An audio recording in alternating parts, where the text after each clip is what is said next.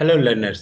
आज हम इस वीडियो में हेनरी फ्यूल्स ने जो प्रिंसिपल दिए हैं मैनेजमेंट के उसके बारे में हम इस वीडियो में जानेंगे, जो कि बहुत इंपॉर्टेंट है प्रिंसिपल ऑफ मैनेजमेंट सब्जेक्ट्स के लिए भी और मैनेजमेंट सब्जेक्ट्स के लिए। ये एमसीए, बीसीए, बीबीए और एमबीए सबके लिए ये टॉपिक बहुत कॉमन है और बहुत इंपॉर्टेंट है।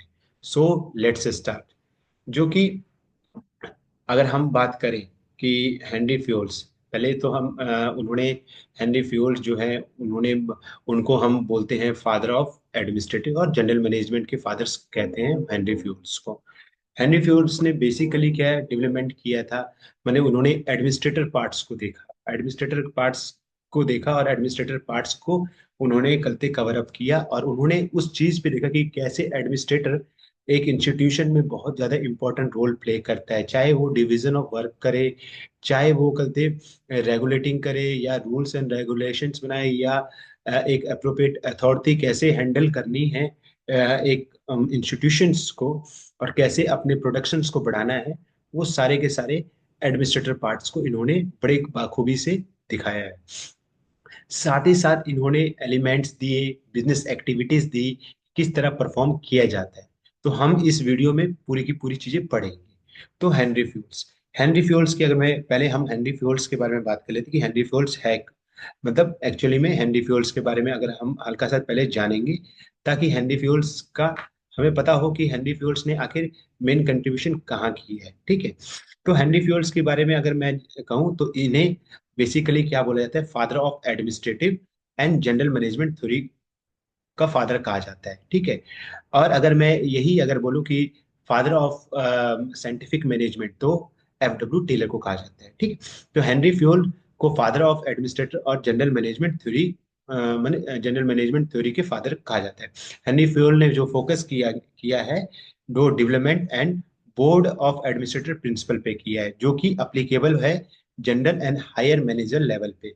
अगर मैं वही अगर कंपैरिजन करूं एफ डब्ल्यू टेलर की, तो उन्होंने लो लेवल पे काम किया है। लो लेवल, जैसे कि हम लोगों को पता है कि 3 लेवल होते हैं मैनेजमेंट के, जिसमें जिसका हम बोलते हैं टॉप लेवल मैनेजमेंट, फिर middle level management and operation level management.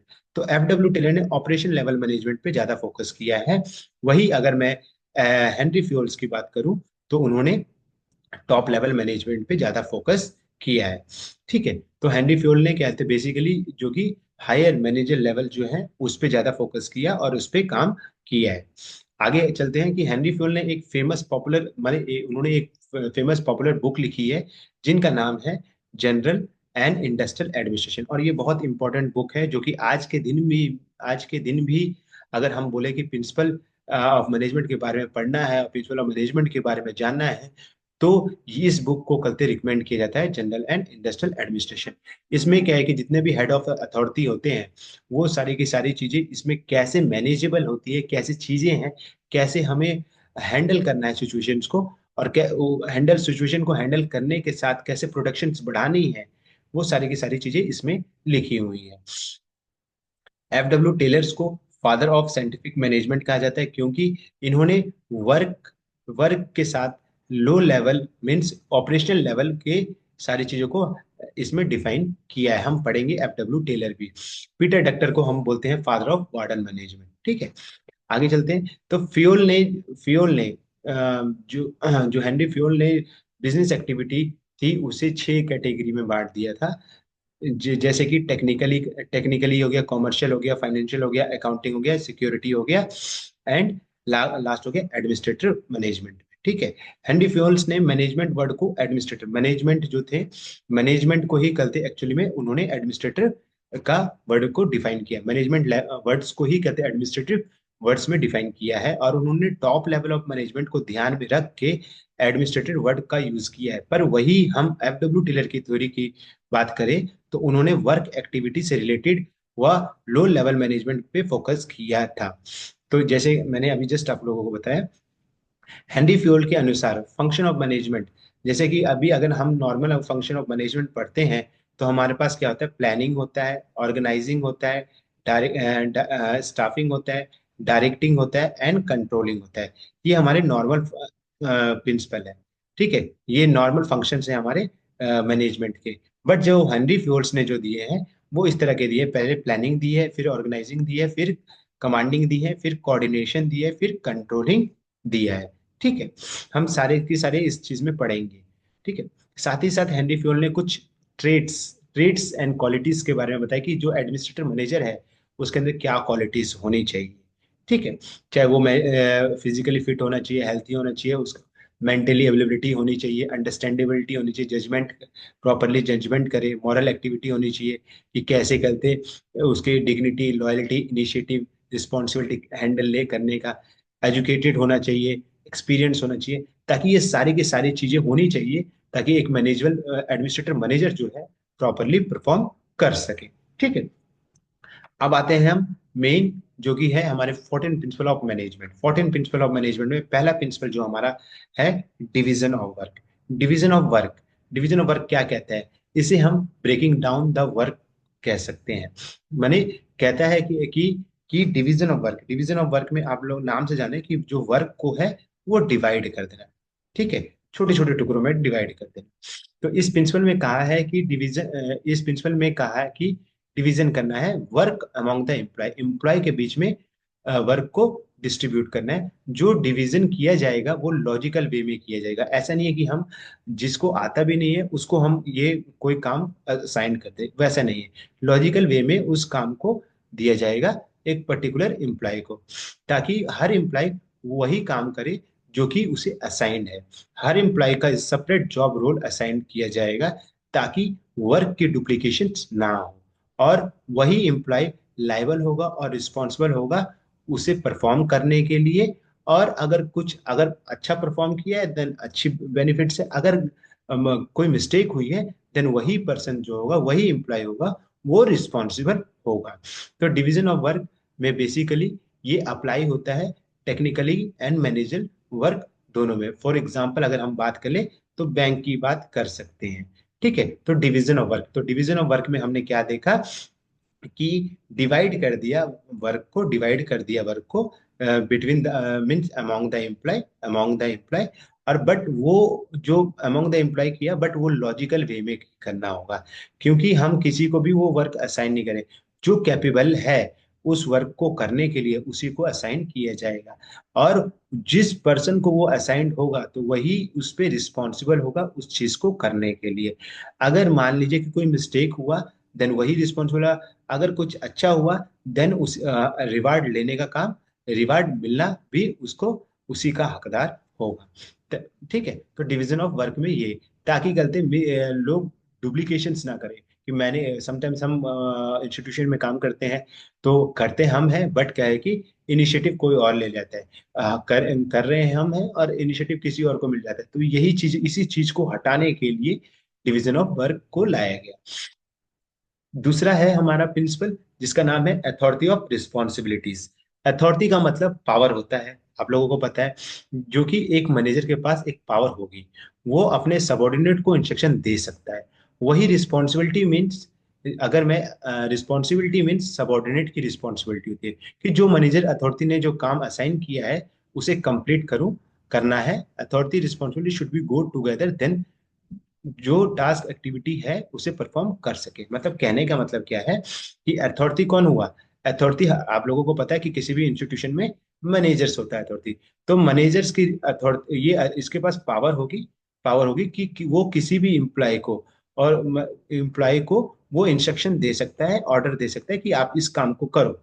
और वही रिस्पॉन्सिबिलिटी का एक एम्प्लॉय की रिस्पॉन्सिबिलिटी होती है कि जो मैनेजर ने कल असाइन किया है उसको कल परफॉर्म करना, उसे असाइन, जो भी वर्क को असाइन किया उसको परफॉर्म करना और उसे कंप्लीट करना। ठीक है, तो यही कहते हैं कि किसी भी इंस्टीट्यूशन में अथॉरिटी एंड रिस्पॉन्सिबिलिटी दोनों मिलके काम करते हैं, और दोनों मिलके ही एक एक्टिविटी को परफॉर्म करते हैं, ताकि जो इंस्टीट्यूशन की जो प्रोडक्शंस है वो हाई जा सके और प्रॉफिटेबिलिटी आ सके। यही है अथॉरिटी एंड रिस्पॉन्सिबिलिटीज। ठीक है, ये हमारा दूसरा प्रिंसिपल हुआ। थर्ड प्रिंसिपल हमारा कहता है डिसिप्लिन। डिसिप्लिन क्या होता है? किसी भी ऑर्गेनाइजेशन में आप लोगों को पता है कि डिसिप्लिन बहुत इंपॉर्टेंट होता है। कहीं भी कर, चाहे आप स्कूल में पढ़ रहे हो, कॉलेज में पढ़ रहे हो, या किसी कहीं घर में रह रहे हो, हर जगह क्या है, डिसिप्लिन बहुत इंपॉर्टेंट होता है। ठीक है, तो किसी भी ऑर्गेनाइजेशन का मोस्ट इंपॉर्टेंट पार्ट होता है डिसिप्लिन। साथ ही साथ ह्यूमन लाइफ का भी होता है, ठीक है। हर एम्प्लॉय को ऑर्गेनाइजेशन के डिसिप्लिन में रहना चाहिए। वहाँ वहाँ के रूल्स और रेगुलेशंस क्या है उसको फॉलो करने चाहिए, उसे प्रॉपरली फॉलो करना चाहिए, ताकि ऑर्गेनाइजेशन में हार्मनी मेंटेन हो रख माने मेंटेन बनी रहे। और साथ ही साथ काम सही मेथड का यूज करना है, क्योंकि इंस्ट्रक्शन दिया गया है उसके अकॉर्डिंग। मतलब कहने का मतलब है डिसिप्लिन में क्या है कि आपको डिसिप्लिन में है, डिसिप्लिन में क्या प्रॉपर रूल्स और रेगुलेशन को फॉलो करना है।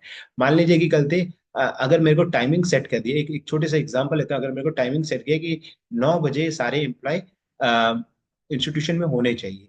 अगर मान लीजिए किसी दिन एक दिन हो सकता है लेट, 2 दिन हो सकता है लेट, बट डेली अगर कोई पर्सन अगर डिले आ रहा है, देन वो डिसिप्लिन मेंटेन नहीं कर रहा है, वहाँ के रूल्स और रेगुलेशन प्रॉपरली नहीं मान रहे। तो किसी भी ऑर्गेनाइजेशन में ये रूल्स और रेगुलेशन जो बनाए गए हैं, जो अथॉरिटी बनाता है, उसको प्रॉपरली फॉलो करना होता है, ताकि इंस्टीट्यूशन में हार्मनी बने रहे। ठीक है, तो ये चीजें। और सेकेंडरी थिंग क्या है कि ये तो हमारे नॉर्मल डिसिप्लिन की बात होगी। और अगर मैं वर्क रिलेटेड की अगर मैं बात करूं, तो साथ ही मतलब जो भी मैटर, ऐसा नहीं है कि जो काम करने का है, तो अब मान लीजिए कि मेरे को कहते एक बोतल बनाना है, एक बोतल बनाना है। उस बोतल बनाने के लिए मेरे को कहते मेरे पास एक मेथड ऑलरेडी है, और वो बहुत इजी मेथड है। उसमें क्या है कि मेरे वेस्टेज कम होगा, ठीक है, वेस्टेज कम हो जो बनाया गया।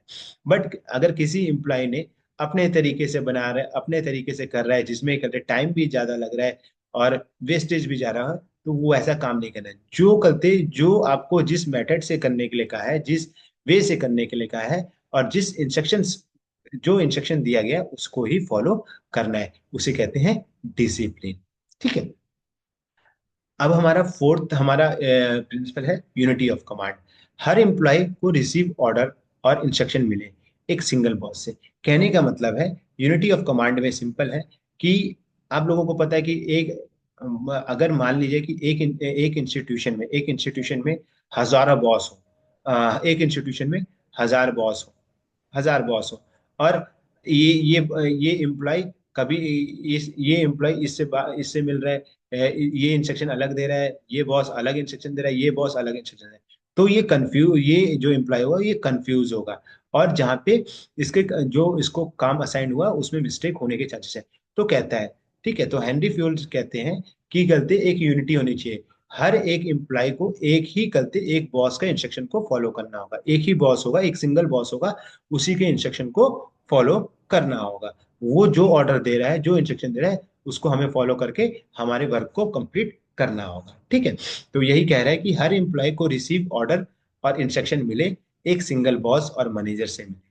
ठीक है, मल्टीपल मैनेजर और मल्टीपल बॉस से नहीं मिले, क्योंकि हेनरी फ्यूल का मानना है कि अगर एक से ज्यादा बॉस, मैनेजर्स, सुपीरियर या कोई भी हो जो कि इंस्ट्रक्शन ऑर्डर देंगे, तो इन एम्प्लॉय सबसे पहली बात है कंफ्यूज होगा, जिससे प्रॉपरली वर्क नहीं होगा, टास्क परफॉर्म नहीं कर पाएगा। और साथ ही जो जो कि कन्फ्लिक्शंस जो होगी वो उत्पन्न हो जाएगी। कि मान लीजिए कि मेरे को ये एक एम्प्लॉय है, इसने इंस्ट्रक्शन दिया, इसने बोला कि ए फॉर एप्पल, मान लीजिए फॉर एग्जांपल बोला ए फॉर एप्पल, आप लोगों को लिखना है ए फॉर एप्पल। यही इस मैनेजर ने बोला नहीं, ए फॉर एंट भी होता है। ठीक है, तो जो फिर इसने भी एक थर्ड जो मैनेजर है उस बॉस ने बोला कि नहीं, ए फॉर एंगल भी होता है। तो कहने का मतलब ये तीन अलग अलग वर्ड्स है, बट हमें इंस्टीट्यूशन में किसको फॉलो, जो इसका रिपोर्टिंग अथॉरिटी होगा, जो इसके इस एम्प्लॉय का रिपोर्टिंग अथॉरिटी होगा, उसकी बात माने। अगर इसका रिपोर्टिंग अथॉरिटी ये है, तो ये इसने अगर एप्पल बोला है तो ये ही फॉलो करेगा, ना कि एंड और ना कि एंगल फॉलो करेगा। तो यही है यूनिटी ऑफ कमांड। अब यूनिटी ऑफ डायरेक्शंस की बात करें कि कि जब एक एक सी बात है कि जो भी इंस्ट्रक्शन मिलेगा वो एक बॉस से मिलना चाहिए। तो डायरेक्शंस भी है, जो भी इंस्ट्रक्शन देगा वो पर्टिकुलर एक ही बॉस से इंस्ट्रक्शन मिलना चाहिए। ठीक है, वही डायरेक्शन देगा, वही करते उस पर काम करवाएगा। तो यूनिटी ऑफ डायरेक्शन का क्या है कि एक हेड के पास एक ही प्लान पे काम किया जाना चाहिए। ठीक है, ऐसा नहीं है कि गलते वो मल्टीपल, एक बॉस है उस पे मल्टीपल प्रोजेक्ट पे काम कर रहे हैं, नहीं, वो एक हेड है, वो एक ही प्लान पे काम करना माने उसको देना चाहिए। जिससे वो ऑब्जेक्टिव को अचीव कर सके, जो पर्टिकुलर ऑब्जेक्टिव्स है उस पर्टिकुलर प्रोजेक्ट्स का। एंड एक ही डायरेक्शन वे में करना चाहिए, एक मेथड का ही यूज करना चाहिए, जिससे सारे माने सब में यूनिफॉर्मिटी बनी रहे, यूनिफॉर्मिटी बनी रहे, ताकि कल से कोई भी मिस्टेक होने के चांसेस ना रहे। ठीक है, तो इसका मेन जो यूनिटी ऑफ डायरेक्शन का है कि सिंगल ऑब्जेक्टिव होना चाहिए, किसी भी बॉस का एक सिंगल ऑब्जेक्टिव्स को असाइन किया जाना चाहिए, और सिंगल ऑब्जेक्टिव को तो सिंगल बॉस ही उसको परफॉर्म करेगा, और पर्टिकुलर डायरेक्शन और पर्टिकुलर वे में करते उसको प्रोसेस करेगा। जो मेथड करते इस बॉस ने बोला है, इसी मेथड को सारे के सारे, अगर मेरे पास 50 एम्प्लॉय, एक बॉस के अंदर 50 एम्प्लॉय है, तो सारे के सारे उसी सेम जो मेथड है उसी मेथड को परफॉर्म करेंगे। तो यूनिटी ऑफ डायरेक्शन यही कहता है कि एक हेड के पास एक सिंगल ऑब्जेक्टिव होना चाहिए, और उसी ऑब्जेक्टिव पे काम करेगा, और वो जो इंस्ट्रक्शन देगा किसी अपने अंडर जितने भी इम्प्लॉइज हैं, उस एम्प्लॉय को जितने इंस्ट्रक्शन देगा, वो सारे के सारे एक ही मेथड पे काम करेंगे, और यूनिफॉर्मिटी या यूनिफॉर्मिटी बना के रखेंगे बिटवीन द प्रोजेक्ट्स। ठीक है, तो ये बोलेंगे यूनिटी ऑफ डायरेक्शंस। ठीक है, अब आते हैं सिक्स्थ सिक्स्थ प्रिंसिपल पे, जिसका नाम है subordinate of individual interest to be a general interest. हर एक एम्प्लॉय को अपना अपना गोल और इंटरेस्ट होता है, पता ही है आप लोगों को, हर एक एम्प्लॉय का अपना अपना गोल और इंटरेस्ट होता है, उसी तरह ऑर्गेनाइजेशन का अपना गोल होता है। तो इस प्रिंसिपल में बताया गया है कि ऑर्गेनाइजेशनल गोल को प्योरिटी, माने ऑर्गेनाइजेशन गोल को प्योरिटी देना चाहिए, ना कि करते अपने गोल को प्योरिटी देना चाहिए। ठीक है, जैसे कि एम्प्लॉय है, अगर मान लीजिए कि एक एम्प्लॉय की बहुत मतलब इंटरेस्ट है, एक एम्प्लॉय को करते बहुत ज्यादा है कि मैं आईफोन परचेज करूं, आईफोन मेरे पास रहे, आईफोन परचेज करूं, मेरे पास एक बंगला हो, और ये इस तरह का मैंने उसका इंटरेस्ट इसमें। तो वो ऐसा ना करे कि कहते वो अपने इंटरेस्ट को फुलफिल करे, उसे उसके सबसे पहले कहते जो रिस्पॉन्सिबिलिटी होगी कि वो इंस्टीट्यूशन जो ऑर्गेनाइजेशन गोल है, उसका जो ऑर्गेनाइज या इंस्टीट्यूशन गोल है उसको वो पहले परफॉर्म करे, उसको फर्स्ट प्रायोरिटीज दे, देन रेदर देन आफ्टर अपनी प्रायोरिटी दे। तो वहां पे ये चीजें कही गई है कि सबॉर्डिनेट अपनी अपनी प्रायोरिटीज को ना देख करके ऑर्गेनाइजेशनल प्रायोरिटीज को, ऑर्गेनाइजेशन गोल की प्रायोरिटीज को देखे, ऑर्गेनाइजेशन की प्रायोरिटीज देखे कि ऑर्गेनाइजेशन किस तरह क्या चाहता है और उसके गोल्स क्या हैं, उसको कैसे अचीव किया जाए। तो यही चीज है subordinate of individual interest to be a general interest. ठीक है, तो फर्स्ट प्रायोरिटी होगी ऑर्गेनाइजेशन गोल को, देन अदर गोल्स को परफॉर्म करने।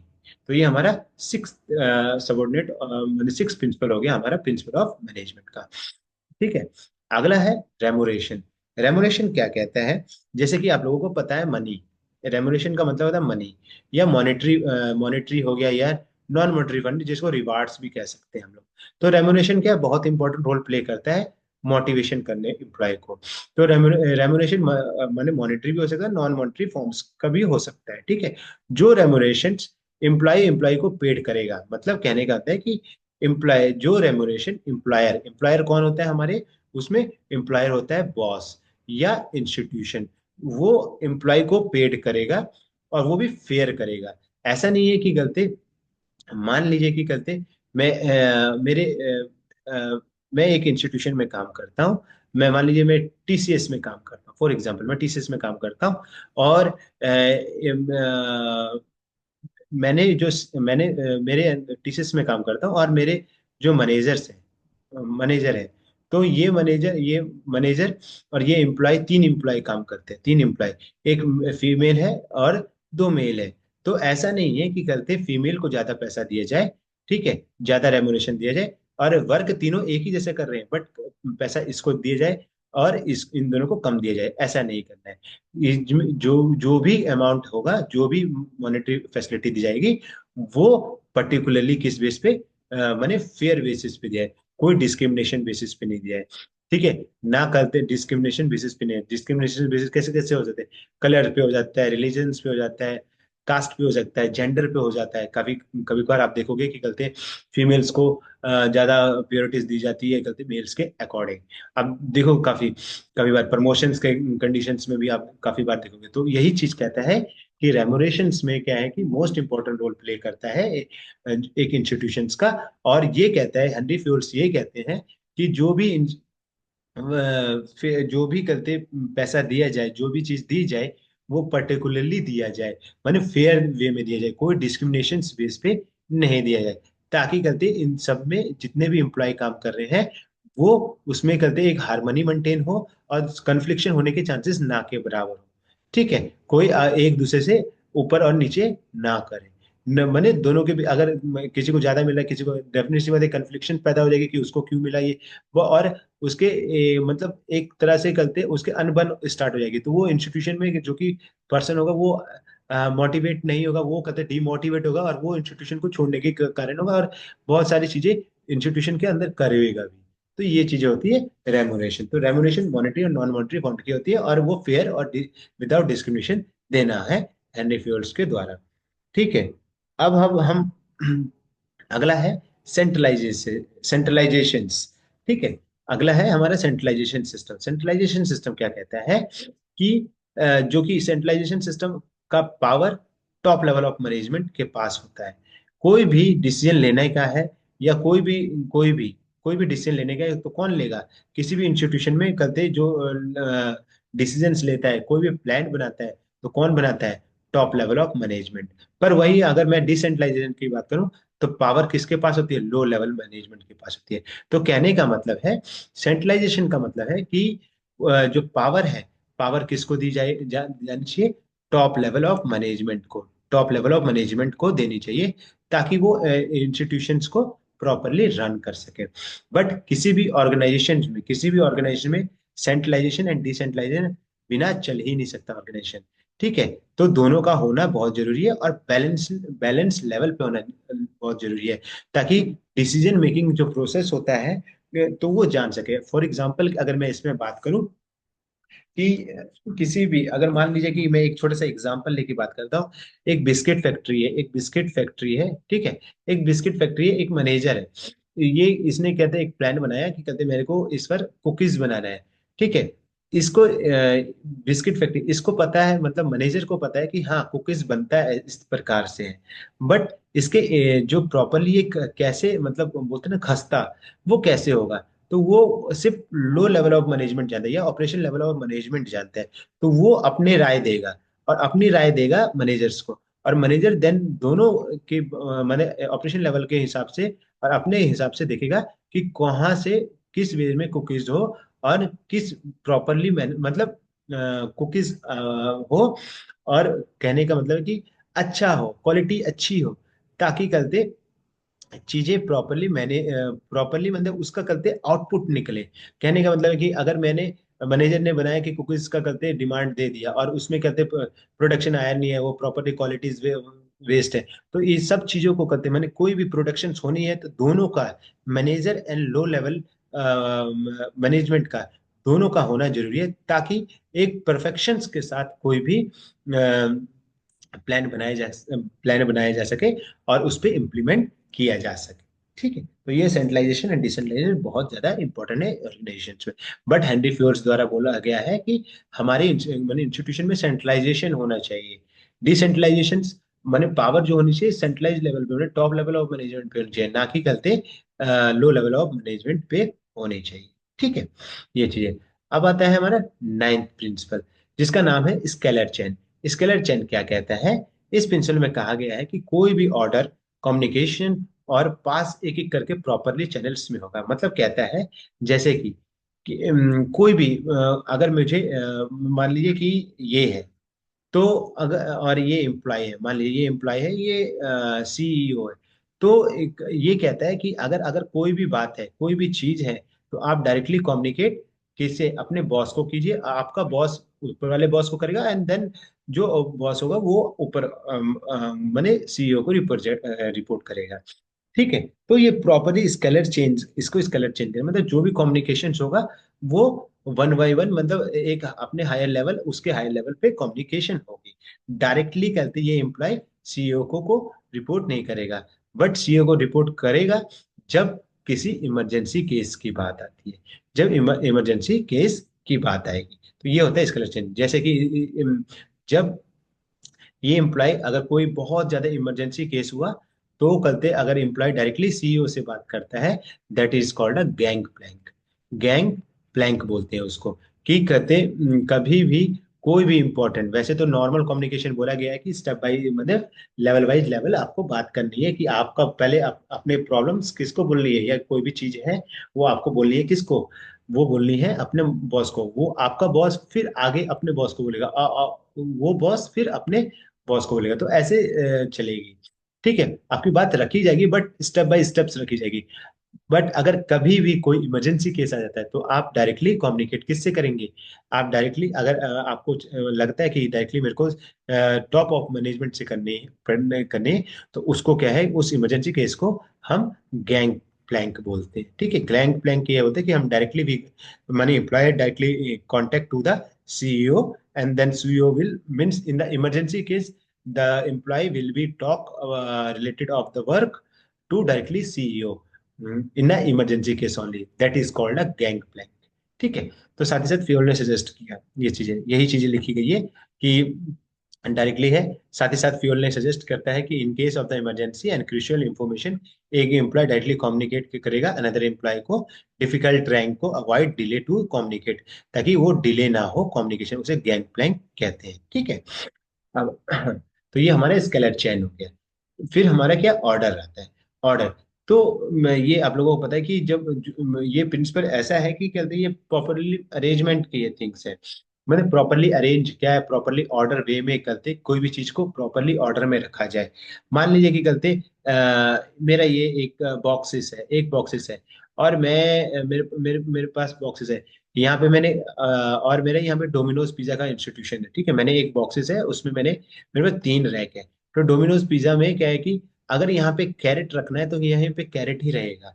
ठीक है। यहाँ पे गलते वो चीजें रखनी, यहाँ पे अगर शुगर रखना है तो शुगर ही रहेगा।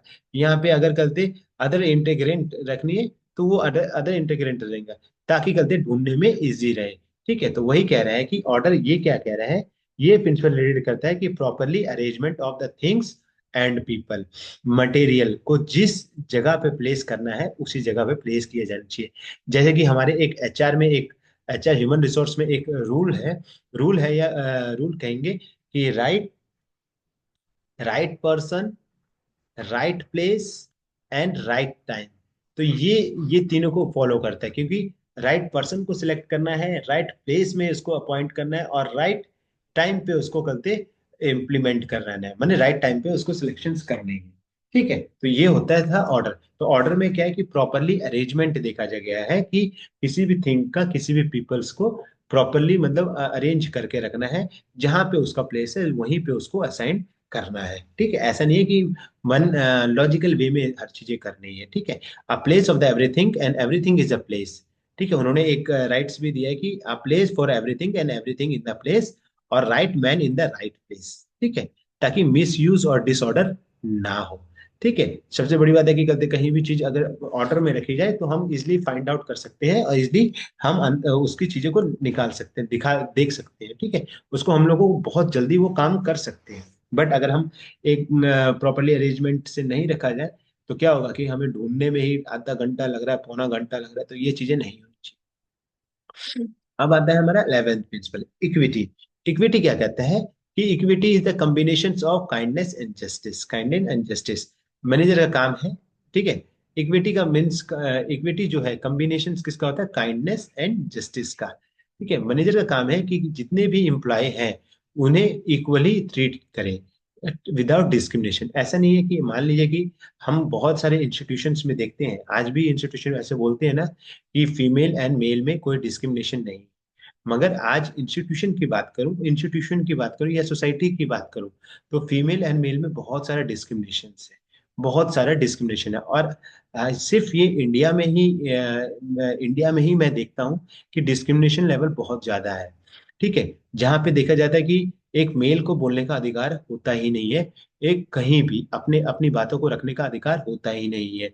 अगर सामने फीमेल्स हो और फीमेल अगर झूठ भी बोल रही है, देन उसको करते डायरेक्टली एक्सेप्टेबल होता है। जैसे कि अगर हमारे सुप्रीम कोर्ट का भी अगर आपको बात करूं, तो सुप्रीम कोर्ट के केस में भी क्या होता है, फर्स्ट प्योरिटीज किसकी दी जाती है, फीमेल्स की। अगर फीमेल ने उसको बोल दिया है, देन मेल को कहते बिन बोले बिन पूछे और उसको कहते अरेस्ट किए जाते हैं। उसे जांच किए, बिना जांच किए उसको अरेस्ट कर लिया जाता है। तो यही चीज होती है डिस्क्रिमिनेशन। ठीक है, तो इक्विटी क्या आता है कि काइंडनेस एंड जस्टिस है, कि कोई भी मैनेजर होगा, कोई भी मैनेजर्स होगा, कि एम्प्लॉय के बीच में जितने भी एम्प्लॉय है उसको इक्वली ट्रीट करे। ऐसा नहीं है कि मेल है तो उसको कहते उस तरीके से ट्रीट करे, ठीक है, या कहते फीमेल है तो उसको उस तरह के ट्रीट करे। दोनों को इक्वली ट्रीट करे। अगर दोनों को जो काम दिया है, तो दोनों को एक ही जैसा काम है। मान लीजिए कि 8 आवर्स का, एक को 8 घंटा करा है, मेल को 8 घंटा करा रहा है, फीमेल को 7 घंटा करा रहा है। It is not a right. ठीक है, तो यही चीज कह रहा है कि प्रॉपरली होना चाहिए, विदाउट डिस्क्रिमिनेशन होना चाहिए, लॉयल होना चाहिए। ठीक है, ताकि एम्प्लॉय जो भी है एम्प्लॉय के बीच में कन्फ्लिक्शंस ना हो, उनकी परफॉर्मेंस, ताकि कन्फ्लिक्शंस आएगी देन परफॉर्मेंस में असर पड़ेगा। यही चीजें होती हैं जब हम डिस्क्रिमिनेशन, कभी भी मैनेजर अगर डिस्क्रिमिनेशन या कहीं भी डिस्क्रिमिनेशन आती है, तो आदमी का मन सबसे पहले टूटता है, और वो वही मन वहां पे अगर टूट गया तो वो परफॉर्मेंस देना बंद कर देता है। यही होती है। ठीक है, अब आते हैं हम stability and tenure of personally personnel, जिसको हम बोलते हैं। ठीक है, ये हमारा 12th प्रिंसिपल है। इसमें क्या कहता है कि एज ए एम्प्लॉय और एम्प्लॉय, जो माने जो एम्प्लॉयर है, एम्प्लॉय जो कि एम्प्लॉयर है, एम्प्लॉयर क्या करेगा, एम्प्लॉय को सिक्योर करेगा, उसको जॉब सिक्योर करेगा। तो एम्प्लॉय को, और ऐसा नहीं लगना चाहिए कि एम्प्लॉय जो एम्प्लॉय है वो अनसिक्योर फील करे, और जब वो अनसिक्योर फील करे तो परफॉर्मेंस नहीं देगा। तो कभी भी इंस्टीट्यूशंस में क्या होता है कि कहते हैं एम्प्लॉय को इतना ये अंदर होती है कि मैं अब इंस्टीट्यूशन में आ गया हूँ, तो मैं स्टेबल हूँ, मुझे करते आराम से काम करूंगा, मैं अपनी अच्छी परफॉर्मेंस दूंगा तो मुझे ग्रोथ मिलेगी। अगर वो इंस्टेबिलिटी के उसको अगर करते आ जाता है, या उसको ये बोले कि मेरे को करते कुछ समय बाद निकाल दिया जाएगा या कुछ चीजों को हटा दिया जाएगा, तो वो अपनी परफॉर्मेंस नहीं दे पाता है, और वो फिर वही काम चोरी करना चालू कर देता है। तो यही होती है कि कहते stability of tenure of personnel. ठीक है, तो ये चीजें होती है। इनिशिएटिव, बिना किसी लिमिट के कोई भी authority discipline manager all level of staff to take the initiative. ठीक है, मतलब कहता है कि अगर कोई पर्सन है, अगर मान लीजिए कि मैं कंप्यूटर कंप्यूटर में बहुत एक्सपर्ट हूँ, मान लीजिए मैं कंप्यूटर में एक्सपर्ट हूँ, और मुझे कभी मेरे को किसी पर्सन ने मतलब बॉस ने बोला कि करते ऐसा है कि वैसे तो सारे कंप्यूटर चलते हैं, बट यूनिक चीजें किसको आती हैं, यूनिक चीजें में अगर मान लीजिए मेरे को बोला कि यार ठीक है, आपको प्रेजेंटेशंस आपको देनी है, अब इस टॉपिक पे प्रेजेंटेशन देनी है, और इस वे में बनना है, तो सबको करते एआई का आता है, चैट जीपीटी आता है, सब कुछ आएगा, सब कुछ आएगा, वो अपने एक्सेल और उसमें आता है। तो सबको मतलब बना तो सारे लेंगे power point, but chat GPT AI का यूज करके कोई फ्यू पर्सन ही बना पाते हैं। तो वही चीजें कि अगर किसी को आता है तो वो खुद से ही एक्टिव, खुद से ही करते इनिशिएटिव ले कि मैं बनाऊंगा, चाहे वो अथॉरिटी हो, चाहे वो कोई भी मैनेजर हो, या कोई भी लेवल का स्टाफ हो, उसके अंदर एक क्षमता होनी चाहिए कि करते मैं उस टास्क को करूं और उस टास्क को परफॉर्म करूं, ताकि मैं ताकि इंस्टीट्यूशन का करते जो कि इंस्टीट्यूशन को रिक्वायरमेंट है उसको फुलफिल कर सकूं, और एम्प्लॉय को उससे उसके लिए हो सकता है कि उसके लिए उसको रिवार्ड मिलेगा। ठीक है, तो यही चीज रहेंगी इसमें इनिशिएटिव में। तो इनिशिएटिव लेने के लिए ऐसा नहीं है कि किसी की परमिशन लेनी पड़ेगी, डायरेक्टली वो अपना परफॉर्मेंस दे सकता है, अपने इनिशिएटिव ले सकता है, from the manager, from the CEO, from the institutions. ठीक है, वही होता है इनिशिएटिव्स। ठीक है, टीम स्पिरिट, टीम स्पिरिट हमारा 14 प्रिंसिपल है। तो 14 प्रिंसिपल क्या कहते हैं, 14th क्या कहते हैं कि मैनेजमेंट क्रिएट करता है unity, cooperation and team spirit among the employ. ऐसा है कि विदाउट टीम, आप लोगों को भी पता है कि कभी भी इंस्टीट्यूशन में विदाउट टीम हम काम नहीं कर सकते, और टीम का रहना बहुत जरूरी है। यूनिट, और टीम में सबसे पहली बात है यूनिटी, कॉपरेशन एंड होना बहुत जरूरी है। विदाउट ये तीन अगर आप काम कर रहे हैं तो इंस्टीट्यूशन कभी भी रन ढंग से नहीं हो पाएगी। तो ये तीनों का होना जरूरी है। ठीक है, तो ये हमारे 14 प्रिंसिपल ऑफ मैनेजमेंट हुए। 14 प्रिंसिपल ऑफ मैनेजमेंट कौन कौन से हुए? पहला हमने देखा डिवीजन ऑफ वर्क, जिसमें डिवीजन ऑफ वर्क में हमने क्या देखा कि डिवाइड कर दिया गया, सारी चीजों को डिवाइड कर मतलब जो है वो और असाइन कर दिया गया। ठीक है, फिर अथॉरिटी एंड रिस्पॉन्सिबिलिटी देखी। अथॉरिटी एंड रिस्पॉन्सिबिलिटी में क्या बोला गया कि कहते एक अथॉरिटी होगा, एक अथॉरिटी होगा, वो कहते उसके पास पावर होगी कि वो ऑर्डर दे सके। रिस्पॉन्सिबिलिटी किसकी होगी? सबॉर्डिनेट की होगी, कहते वो अपने उस रिस्पॉन्स जो भी असाइन किया गया वर्क उसको परफॉर्म करे। थर्ड हमारा क्या, यूनिटी ऑफ कमांड हो गया। यूनिटी ऑफ कमांड में क्या है कि एक बॉस सिंगल बॉस को ही परफॉर्म करेगा, सिंगल बॉस ही सिंगल बॉस के इंस्ट्रक्शन को ही एक पर्टिकुलर एम्प्लॉय परफॉर्म करेगा, हर मल्टीपल बॉस रखने की जरूरत नहीं है। ठीक है, तो फिर unity of direction, unity of direction पे ये बताया गया कि यूनिटी ऑफ डायरेक्शन में ये बताया गया कि जो एम्प्लॉय, जो बॉस है, जो एक सिंगल बॉस होगा सिंगल ऑब्जेक्टिव पे काम करेगा, और जो वो एम्प्लॉय को जो डायरेक्शन देगा उसी डायरेक्शन में सारे के सारे काम करेंगे ताकि यूनिफॉर्मिटी बनी रहे। फिर हमारे डिसिप्लिन हो गया। डिसिप्लिन में क्या बताया गया कि कहते हैं हर एक इंस्टीट्यूशन को, हर एक पर्सन को डिसिप्लिन में उनके रूल और रेगुलेशन को मानने की जरूरत है, चाहे कोई भी मैटर हो। फिर हमने देखा कि subordinate, subordinate of individual interest, कि वो अपने सबॉर्डिनेट के अपने इंडिविजुअल इंटरेस्ट को छोड़ करके, मतलब इंडिविजुअल इंटरेस्ट को ज्यादा करते मायने ना दे करके ऑर्गेनाइजेशन के ऑब्जेक्टिव गोल्स को अचीव करने की के लिए ही काम करे। ठीक है, फिर रेमुनेशन है कि मॉनेटरी मतलब जो भी मॉनेटरी और नॉन मॉनेटरी फॉर्म्स में रेमुनेशन मिल रहा है उसको वो करे विदाउट डिस्क्रिमिनेशन, दे फेयर वेजेस दे मैनेजर। फिर सेंट्रलाइज है कि कहते सेंट्रलाइज लेवल पे होनी चाहिए, और की कहते पावर जो होनी चाहिए किसके पास होनी चाहिए? अथॉरिटी के पास होने चाहिए। डिसेंट्रलाइज फॉर्म्स को, बट एक इंस्टीट्यूशन में सेंट्रलाइज एंड डिसेंट्रलाइज दोनों काम होना जरूरी है। स्केलर चेन होना चाहिए कि जो कम्युनिकेशन है 1 by 1 होना चाहिए। ठीक है, तो हमने ये सारी की सारी चीजें देखी। अब हम इसके मेन फ्यूल अप्रोचेस क्या है? अप्रोच, इसके फ्यूल अप्रोच के कहते हैं चार अप्रोचेस मेन है, जो फ्यूल ने हेनरी फ्यूल्स ने चार अप्रोचेस दिए, जिनमें हम लोगों ने क्या है कि जनरल प्रिंसिपल ऑफ मैनेजमेंट पढ़ लिया, जिसके 14 प्रिंसिपल है। अब हम पढ़ेंगे classification of business activity, manager quality and element of management. सबसे इंपॉर्टेंट जो क्वेश्चन आता है वो जनरल प्रिंसिपल ऑफ मैनेजमेंट का ही आता है। ठीक है, बट आपके क्वेश्चंस में कभी भी ये भी पूछ सकते हैं क्लासिफिकेशन बिजनेस एक्टिविटी में क्या क्या है, मैनेजर क्वालिटीज क्या क्या होनी चाहिए, एलिमेंट ऑफ मैनेजमेंट क्या हो है, हेनरी फ्यूल्स अप्रोचेस के द्वारा। तो बिजनेस एक्टिविटी की बात करते, तो बिजनेस एक्टिविटी में उन्होंने हेनरी फ्यूल ने छह कैटेगरी में डिवाइड किया। पहला है टेक्निकल एक्टिविटी। उन्होंने देखा कि कौन से टेक्निक्स का यूज करके कितना प्रोडक्शन होना चाहिए। ठीक है, टेक्निकल एक्टिविटी में ये देखा कि कहते जो जो भी हम प्रोडक्शंस कर रहे हैं तो उसका टेक्निक्स क्या होना चाहिए, उसके मेथड्स क्या होने चाहिए, उसको कैसे परफॉर्म करवाना है, किस वे में परफॉर्म कराना है। तो वो सारे के सारे एक्टिविटीज को किस में देखा गया?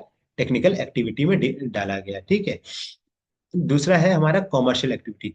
कॉमर्शियल एक्टिविटी में बाइंग एंड सेलिंग, अगर हम रॉ मटेरियल खरीद किसी चीज को प्रोडक्शन कर रहे हैं तो उसके लिए रॉ मटेरियल के खरीदना है, कितनी क्वांटिटी खरीदनी, तो प्रॉपरली बाइंग एंड सेलिंग का कहते कंसेप्ट इसमें लगाया गया है। ठीक है, थर्ड हमारा क्या है? Financial activity.